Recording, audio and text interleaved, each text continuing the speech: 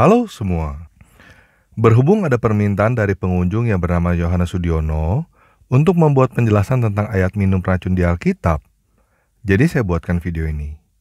Oke? Kita langsung mulai aja ya.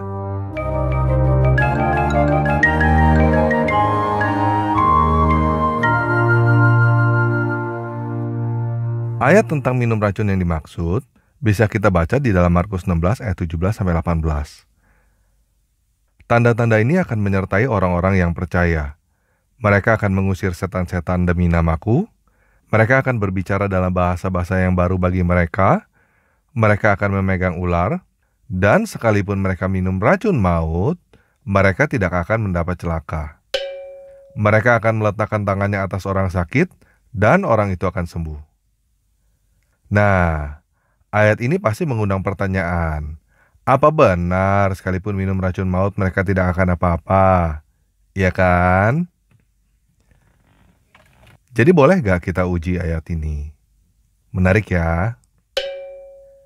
Jika kita perhatikan di ayat itu, tanda ini akan menyertai mereka. Siapa mereka? Orang-orang yang percaya kan? Orang-orang yang percaya apa? Ya orang-orang yang percaya kepada Yesus. Nah, apa kata Yesus? Boleh gak kita sengaja minum racun untuk membuktikan ayat ini? Jika kita baca di dalam Matius 4 ayat 5-7, Iblis juga pernah menantang Yesus dengan tantangan yang serupa. Iblis membawa Yesus ke tempat yang tinggi, lalu Iblis berkata, "Jika engkau anak Tuhan, jatuhkanlah dirimu ke bawah."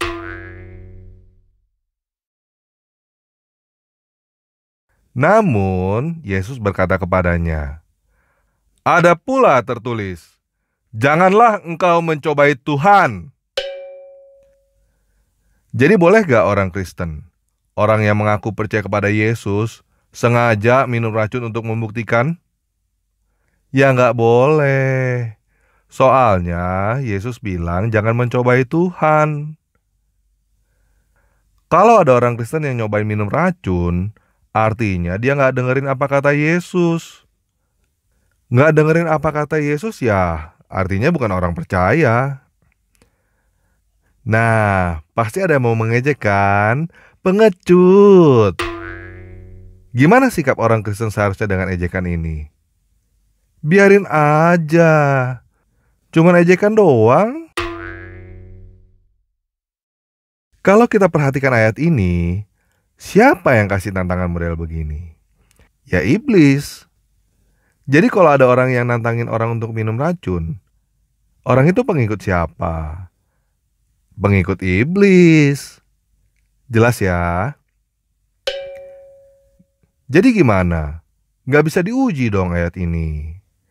Jadi nggak bisa dong kita meyakinkan orang untuk percaya dengan ayat ini. Nah, coba kita renungkan bentar ya. Untuk meyakinkan orang kan, coba kita berandai-andai ya. Kalaupun ada orang yang naik ke panggung, lalu minum racun dan gak mati di depan orang-orang yang gak percaya, pasti ada yang tetap gak percaya dan bilang, "Ah, itu mah cuma sulap." Betul kan? Jadi demo minum racun bisa meyakinkan orang gak? Ya enggak lah. Itu mah cuma kerjaan tukang sulap. Setuju ya? Jadi, metode ini gak ada gunanya. Kalau ada teman-teman yang mau membuktikan dengan cara nantangin orang Kristen minum racun, ya gak akan berhasil. Dan kalau ada anak iblis yang berkoar-koar di luar nantang-nantang, ya harap maklum aja lah. Dia cuma pengen tenar doang kok. Kesian. Jadi siapa dong yang harus membuktikan dan bagaimana cara membuktikannya? Nah, yang punya keinginan untuk menguji ayat ini siapa? Orang percaya. Kalau udah percaya kan udah dibilangin sama Yesus gak boleh. Jadi siapa dong yang boleh mempertanyakan ayat ini? Ya orang-orang yang gak percaya dong. Ya kan? Yang harus membuktikan ya orang-orang yang pengen menguji itu sendiri. Betul kan?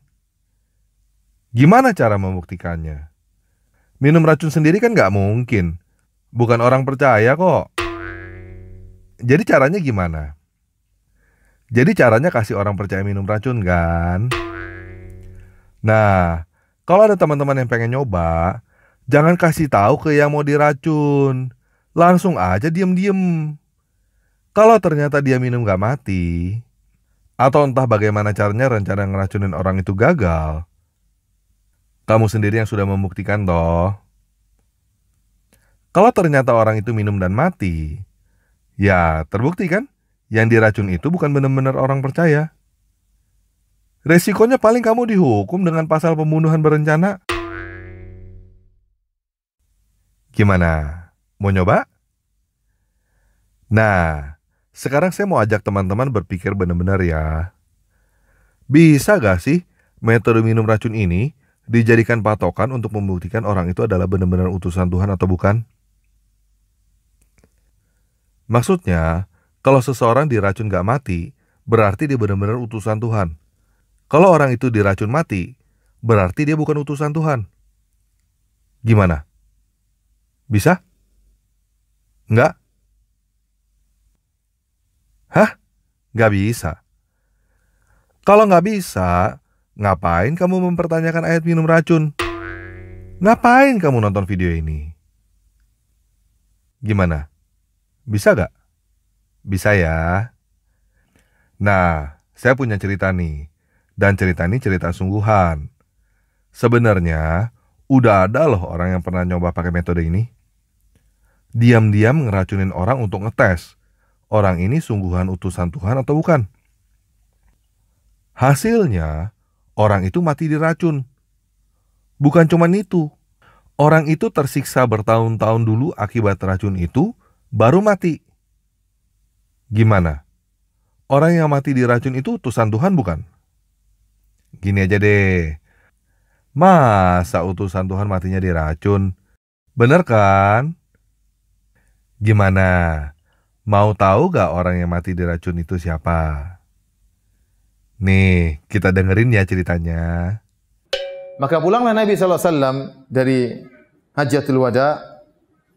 Kemudian akhirnya di bulan Rabiul Awal, beliau pun sakit. Sakit yang terakhir yang akhirnya mengantarkan beliau kepada kematian. Sakit tersebut dijelaskan oleh para ulama disebabkan karena racun yang pernah dimakan oleh Nabi SAW tatkala perang Khaybar. Sebagaimana kita ketahui tatkala dalam perang Khaybar pada tahun 7 Hijriah, Rasulullah SAW diberi hadiah oleh seorang wanita Yahudiyah. Dan Rasulullah SAW berhusnudzon kepada wanita tersebut, dikasih kambing, dihadiahkan kepada Nabi, dan kita tahu makanan ahlul kitab halal dimakan. Ternyata wanita Yahudi tadi memberi racun di kambing tersebut. Terutama di zira', di bagian paha kambing yang paling disukai oleh Nabi SAW. Dia taruh racun banyak-banyak di situ. Akhirnya Nabi SAW makan dengan bersebagian para sahabat. Para sahabat makan dan Nabi juga sempat makan. Waktu Nabi sempat makan, tahu-tahu kambingnya berbicara. Ini masmumah, saya beracun. Kata Nabi berhenti. Sebagian sahabat sudah terlanjur apa? Makan. Sehingga akhirnya ada yang meninggal di tempat. Dan ada yang meninggal belakangan, dan Nabi sudah terlanjur apa? Makan dari racun tersebut, namun tidak banyak. Namun racun yang sempat dimakan oleh Nabi SAW tersebut ternyata memberi dampak penyakit bagi Nabi pada tahun-tahun berikutnya. Jadi Nabi diracuni pada tahun 7 Hijriah dan beliau meninggal pada tahun 11 Hijriah. Racun tersebut ternyata mempengaruhi kesehatan Nabi SAW. Allah kalau sudah menghendaki sesuatu, maka Allah siapkan sebab-sebabnya. Rasulullah SAW berkata, "Ma zalat aklatu Khaybar tu'awiduni fi kulli amin hatta kana hadha awanu qati abhuri." Kata dia, senantiasa makanan yang racun yang saya makan di Khaybar menyerangku kembali setiap tahun. Dan saya rasa tahun ini adalah tahun saatnya saya dipanggil oleh Allah Subhanahu wa taala. Dari Aisyah radhiyallahu taala anha beliau berkata, "Kana Nabi sallallahu alaihi wasallam yaqulu fi maradhihi alladhi mata fihi." Rasulullah SAW berkata tatkala beliau sakit di mana beliau meninggal dunia. Beliau berkata, "Ya Aisyah, wahai Aisyah, ma azalu ajidu alama ta'am alladhi akaltu bi Khaybar." Aku masih merasakan rasa sakit akibat makan racun yang aku makan di Khaybar. Fahadha awanun wajadtun qita'a buhuri min dzalika sum, dan ini saatnya aku mendapati ya urat-uratku akan terputus gara-gara racun tersebut ya. Gimana? Udah terbukti kan Muhammad bukan utusan Tuhan? Hah? Nggak percaya sama Ustadz Firanda? Oke, kita dengerin lagi orang lain yang ngomong ya. Muhammad sallallahu alaihi wasallam. Berapa kali mereka mau membunuh Nabi Muhammad? Ditanya mereka lah. Begitu Nabi datang mereka tanya, Muhammad mau makan apa? Daging paling suka makan apa? Nabi Muhammad sallallahu alaihi wasallam paling suka makan daging kambing, kaki bagian depan. Nanti saya bilang tangan kambing, kambing mana pula bertangan Pak Ustaz? Kaki kambing, kaki muka, kaki belakang, ada kaki bagian depan. Itu Nabi paling suka ya. Begitu disebutkan oleh Imam At-Tirmidzi dalam Asy-Syama'il Al-Muhammadiyah. Mereka tanya, Muhammad, ya, suka makan daging kambing bagian mananya? Bagian depan. Jadi ditanya mereka lah, wahai Rasul Muhammad, ya, kamu mau makan daging apa? Daging kambing bagian depan? Ya, dikasih mereka lah daging kambing bagian depan, dimasukkan Nabi ke dalam mulutnya. Datang Jibril alaihi salam mengatakan, ya Muhammad, itu daging kambing ada racunnya. Langsung dimuntahkan Nabi sallallahu alaihi wasallam, tapi tertelan satu teguk masuk ke dalam. Makanya waktu Nabi menjelang meninggal, dia katakan kepada Sayyidatuna Aisyah, masih terasaku sisa-sisa racun di Khaybar waktu mereka memasukkan racun ke dalam daging kambing. Mereka racun Nabi sallallahu alaihi wasallam. Gimana? Udah valid banget kan? Muhammad mati dengan cara urat jantungnya terpotong pelan-pelan dan menderita. Diracun oleh seorang perempuan. Yahudi lagi. Hadeh. Jadi, berdasarkan patokan uji racun, Muhammad terbukti bukan utusan Tuhan kan? Apa? Masih belum bisa terima? Sekarang mau ubah omongan, uji racun gak bisa jadi patokan. Oke, kita dengerin ya apa kata Al-Quran, surah 69 ayat 44-47. Setahu saya, ini adalah satu-satunya nubuatan Muhammad yang terbukti terjadi. Nih, dengerin ya. Seandainya dia, dalam kurung Muhammad, mengadakan sebagian perkataan atas nama kami, niscaya benar-benar kami pegang dia pada tangan kanannya, kemudian benar-benar kami potong urat tali jantungnya. Maka sekali-kali tidak ada seorang pun dari kamu yang dapat menghalangi dalam kurung kami dari pemotongan urat nadi itu. Bagaimana? Udah gak bisa bantah lagi kan? Bahkan Al-Quran berkata bahwa Muhammad mengada-ngada perkataan Tuhan. Makanya Muhammad mati dengan urat jantungnya terputus. Muhammad bukan nabi. Berdasarkan Alkitab, berdasarkan logika, dan berdasarkan Al-Quran. Gini bro, memang susah untuk menerima kenyataan bahwa kepercayaan kita yang diajarkan dari kecil ternyata salah. Tapi saya mau ngajak kamu berpikir begini. Kamu gak mau membunuh orang karena membela dusta kan? Dan kamu juga gak mau kan anak cucu kamu di masa depan membunuh orang karena membela dusta?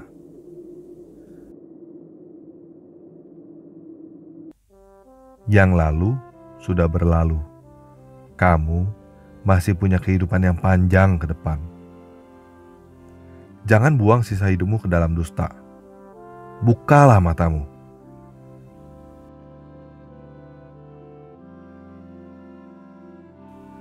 Tuhan yang benar gak perlu dibela.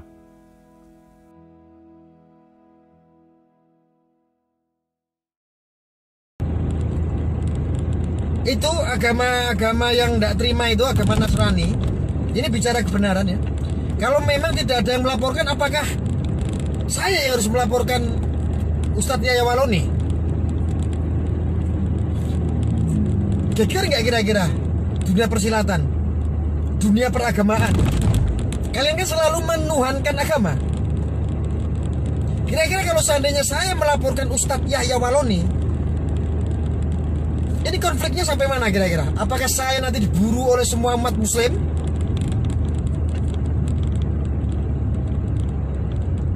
Tapi kayaknya saya malah dimusuhin umat muslim.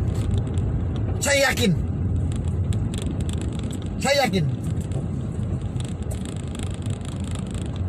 Karena banyak umat muslim, Muslim Taliban. Ya paling orang-orang Muslim Taliban itu yang musuhin saya.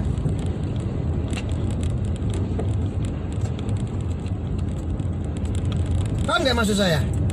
Paham lah ya. Saya pikir-pikir kadang, apa saya harus melaporkan Ustadz Yahya Waloni ya? Rame kayaknya jagat dunia persilatan. Ya. Pasti rame. Karena saya lihat YouTube-nya tadi kok ngawur lagi, keluar-keluar terus. Apa saya harus melaporkan gitu? Ini demi penegakan, inilah cara saya membela agamaku. Ini maksudnya aku memberikan pelajaran terhadap seseorang yang menistakan agama, bukan berarti aku tidak membela agama. Tapi ini adalah cara saya membela agama saya, agama Islam. Ayo bukakan pikiranmu, ayo buka. Ayo buka pikiran. Ini cara saya membela agama yang saya anut.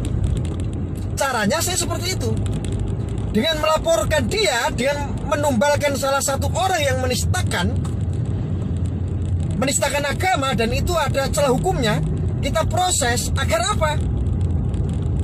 Agar hukum ini tidak tumpul, agar ini dicontoh oleh semua khalayak, para pendai, para penceramah, para ustadz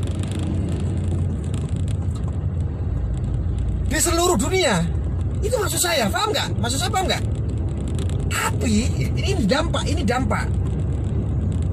Kalau ini seandainya tidak ada yang melaporkan, tidak ada yang memproses, dan hukum pun kalau seandainya ada laporan tidak diproses, ini akan menjadi cacat hukum, dan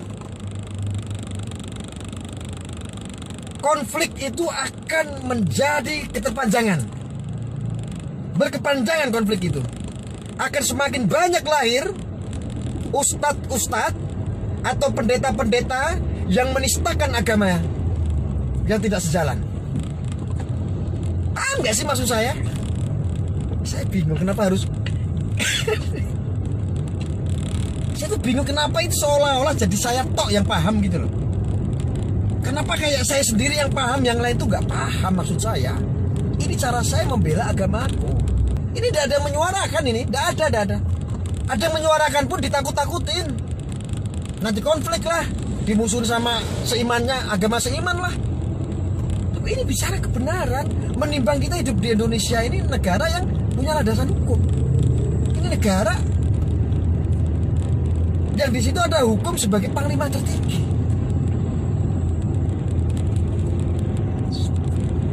Paham nggak maksud saya?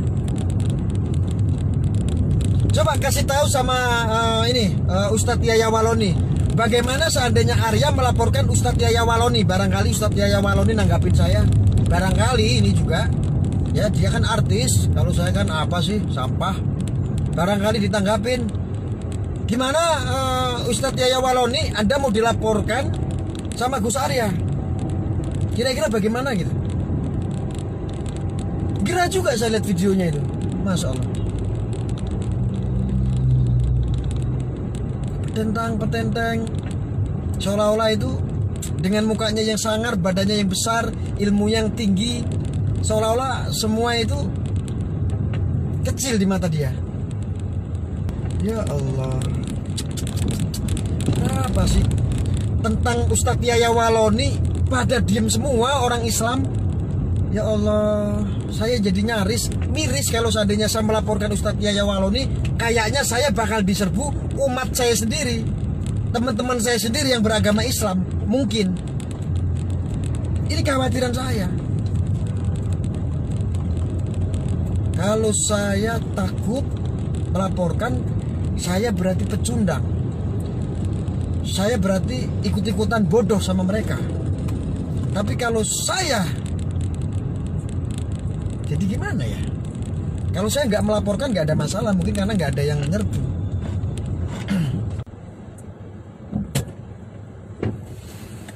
Ya, begitulah saya. Terkadang saya merasa sedih. Saya itu kadang-kadang merasa sedih karena takut saya malah diserang. Gitulah.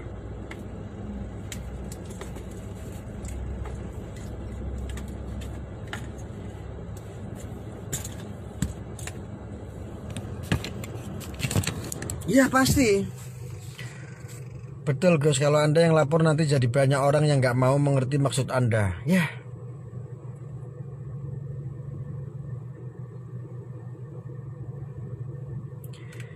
Padahal itu salah, tapi ya Allah, kemana ini kebenaran gitu loh. Oke, sekian video kali ini. Yesus Kristus penguasa saya memberkati kita semua.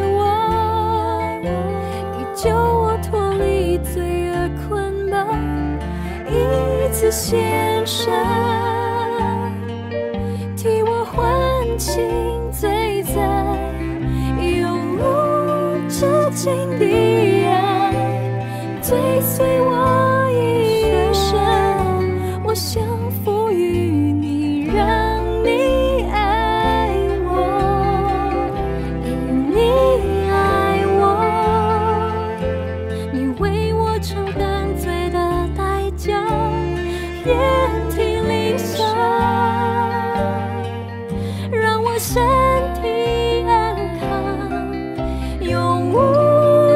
紧的爱追随我一生，我降服于你，让你爱我，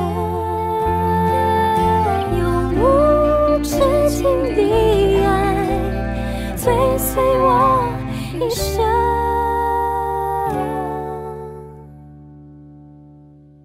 我降服。